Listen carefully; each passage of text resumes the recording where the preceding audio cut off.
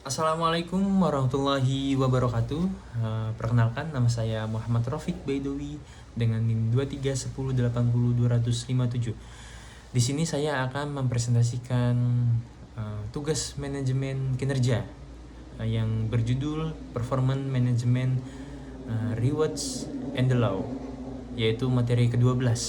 Nah, langsung saja, yaitu dalam lanskap bisnis modern yang kompetitif, sumber daya manusia bukan lagi sekedar faktor produksi, melainkan aset strategi utama yang menentukan keberlanjutan organisasi. Untuk memastikan setiap individu di dalam perusahaan kontribusi secara optimal, diperlukan sebuah jembatan yang menghubungkan visi strategi perusahaan dengan motivasi personal karyawan. Jembatan tersebut diwujudkan melalui integrasi antara manajemen kinerja dan sistem penghargaan dengan tetap patuh pada koridor hukum yang berlaku. Nah, sistem penghargaan yang dirancang dengan baik tidak hanya berfungsi sebagai alat kompensasi atas waktu dan tenaga yang dikeluarkan oleh karyawan, tetapi juga sebagai instrumen psikologis dan strategis untuk mengarahkan perilaku kerja. Jadi, komponen komprehensif dalam sistem penghargaan, yaitu sistem penghargaan didefinisikan sebagai mekanisme formal organisasi dalam memberikan imbalan kepada karyawan sebagai bagian dari hubungan kerja. Esensi dari sistem ini adalah memotivasi karyawan menghargai kontribusi nyata dan mendukung pencapaian tujuan organisasi secara keseluruhan. Secara garis besar, penghargaan dan dalam organisasi dibagi menjadi dua kategori utama, yaitu imbalan finansial yang berwujud dan imbalan non finansial yang tidak berwujud. Imbalan finansial yaitu merupakan elemen yang paling mudah diukur dan diatur secara kuantitatif.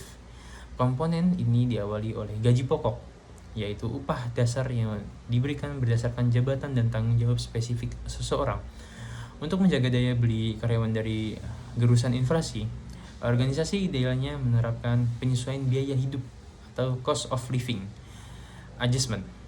Selain itu, terdapat upah variabel seperti contingent pay atau merit pay yang diberikan berdasarkan keunggulan kerja individu, serta insentif jangka pendek berupa bonus triwulan atau bonus penjualan ketika target spesifik tercapai. Bagi level manajerial atau eksekutif, organisasi seringkali menawarkan insentif jangka panjang seperti opsi kepemilikan saham guna menyelaraskan kepentingan jangka panjang karyawan dengan pemegang saham.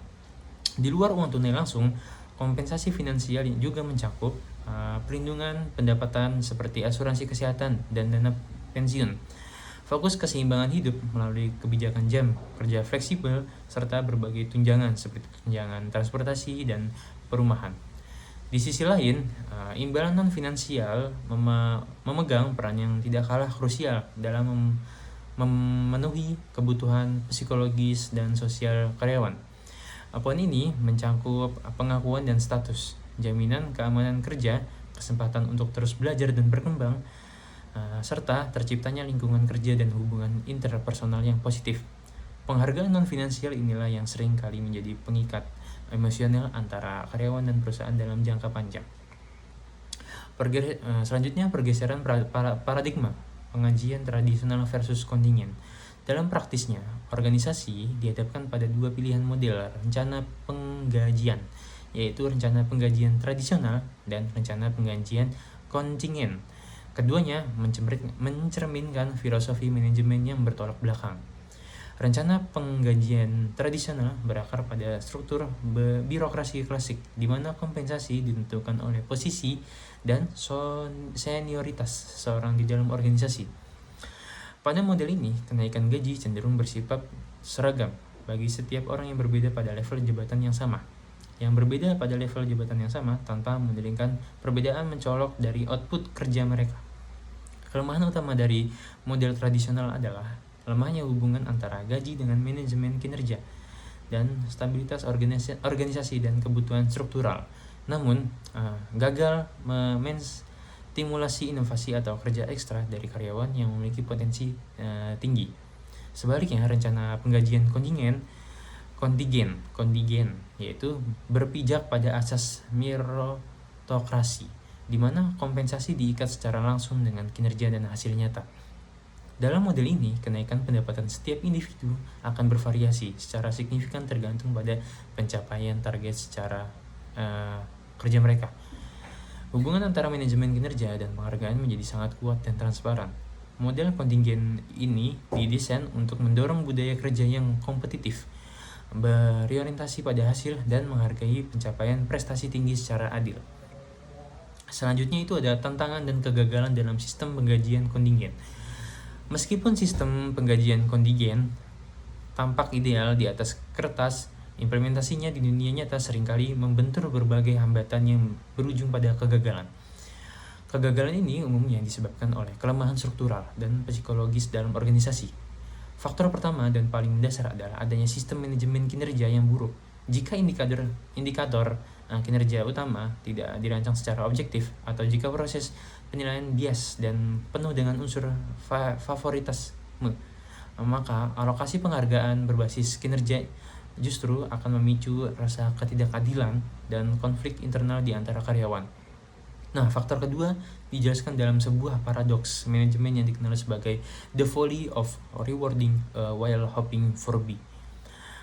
Kegilaan menghargai perilaku A di saat mengharapkan perilaku B.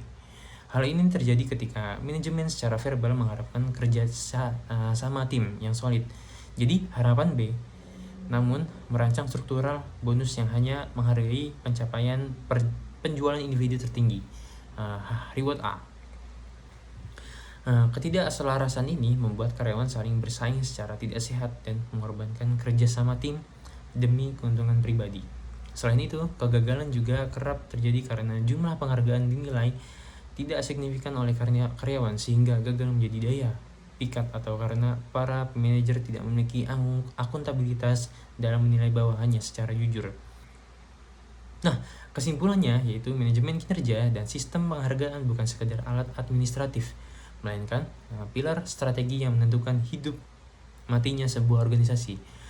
Melalui pemahaman yang mendalam mengenai komponen finansial dan non-finansial, serta keberanian untuk beralih dari model tradisional ke model kontingen yang terukur, perusahaan dapat menciptakan lingkungan kerja yang berkeadilan dengan menyelaraskan bentuk penghargaan dengan tujuan strategis bisnis dan mematuhi prinsip-prinsip pengelolaan rewards yang efektif. Organisasi tidak hanya akan berhasil meningkatkan produktivitas, tapi juga mampu mempertahankan talenta-talenta terbaik di dalamnya demi kemajuan masa depannya.